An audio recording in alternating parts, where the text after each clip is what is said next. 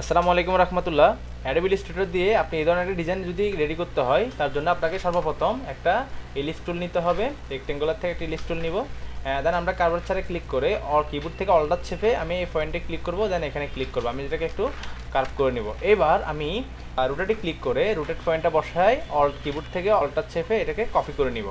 Control D দিয়ে আমি এটাকে অনেকগুলা ট্রান্সফর্ম অ্যাগেন করে নিব। এবার আমি পুরোটাকে একসাথে সিলেক্ট করব। একসাথে সিলেক্ট করে আমি মাউস থেকে রাইট বাটন ক্লিক করে দেন আমি এখানে গ্রুপ করে নিব।